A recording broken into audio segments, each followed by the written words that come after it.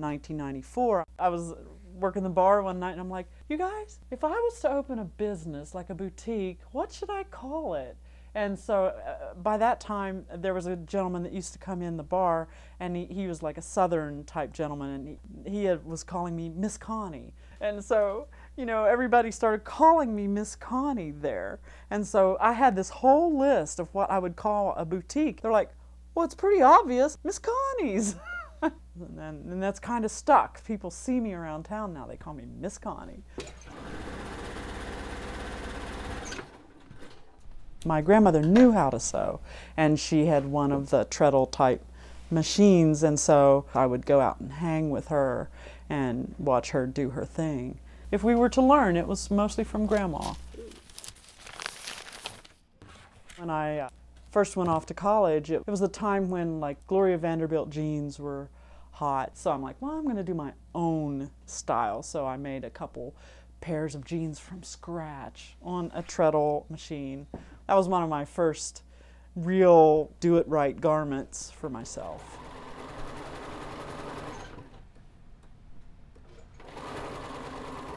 A lot of the seamstresses that I know and work with, when we compare notes, I notice that they don't seem to like to do any handwork in their garments. They want it to go all together by machine.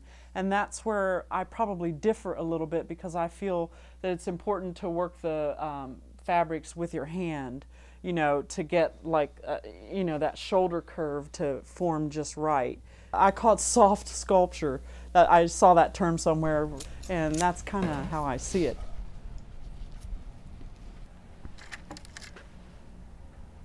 It's cheaper to go to David's Bridal and pay the $99 at his sale. It's a polyester gown that a million other people have, and I like to think what I do is a little better. I think a V is kind of sexy.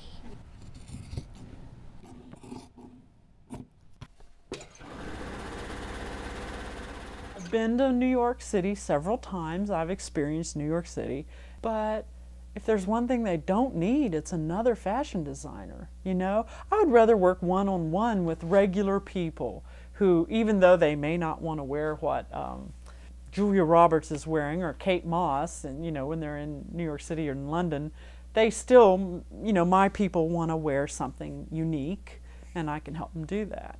I enjoy what I'm doing, you know, like every other thing people get into. You have your ups and downs and stuff like that, but yeah, in the end, I have fun, enjoy it, and I feel very blessed to be able to do this on my own. I'm not making a lot of money here, but I'm happy, and that's the more important thing, I think.